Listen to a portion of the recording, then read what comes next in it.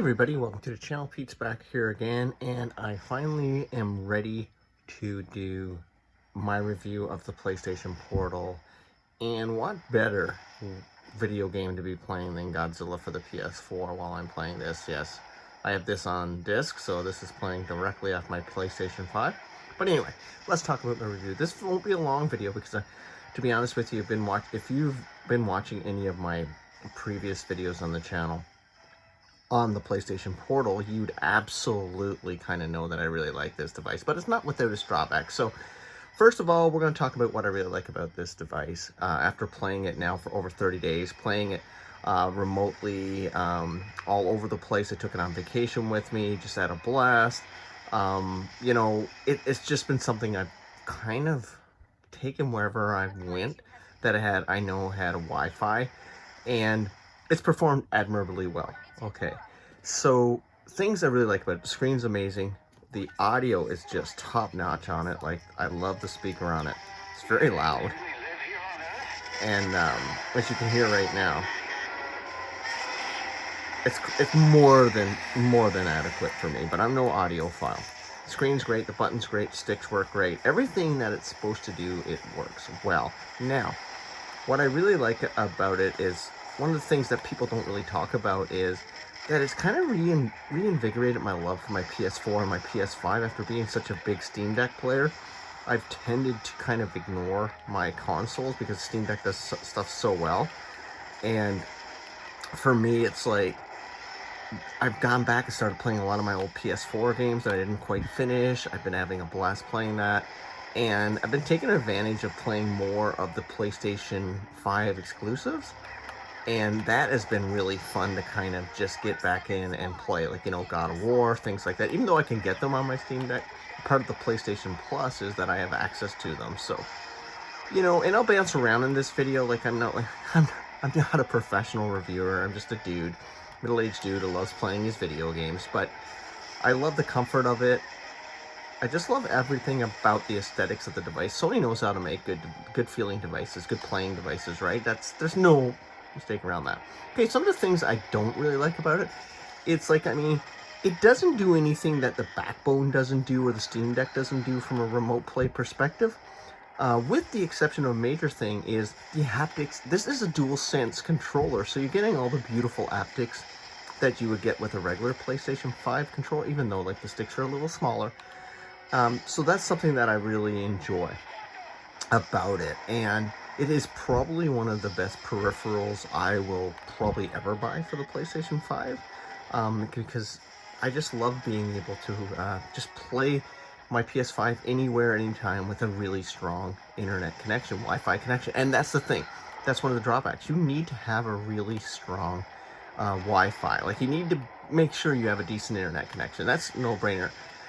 Another thing is, don't use this if you're planning to be a competitive first-person shooter, or you need to have the best Twitch controls, because you're going to get lag. There's a little bit of lag inherently in the system.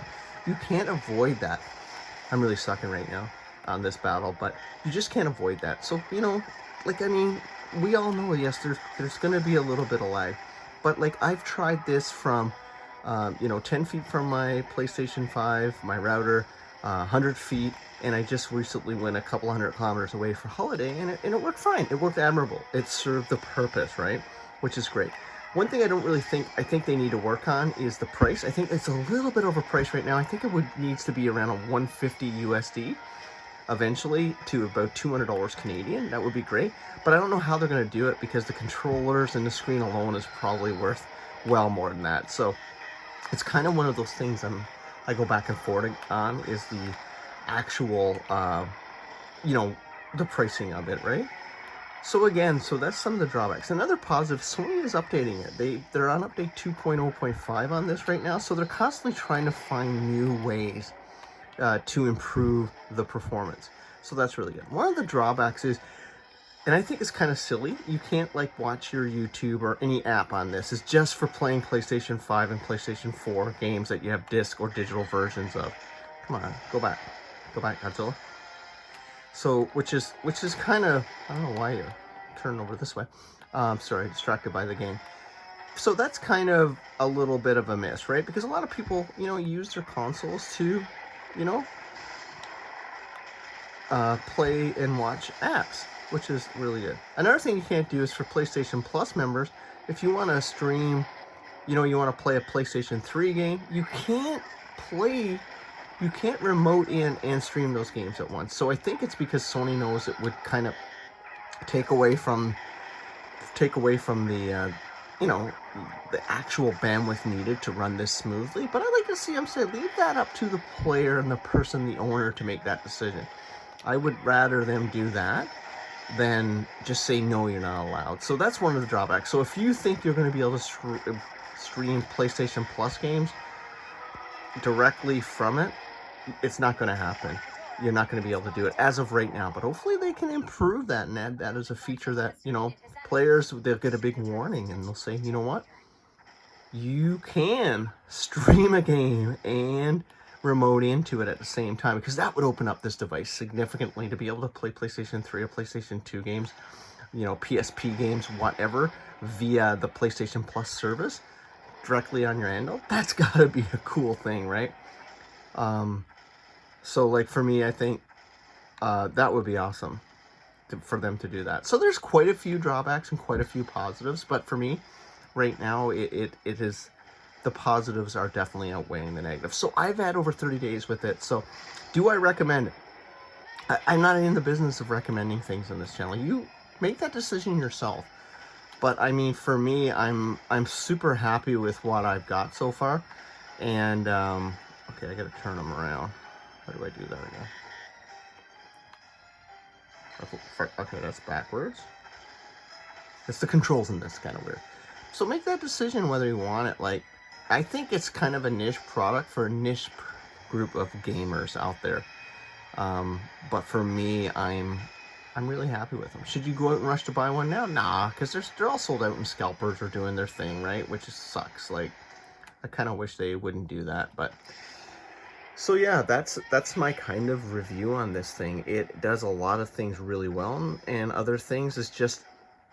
I think a lot of the negativities with this is basically because it is a streaming remote play system.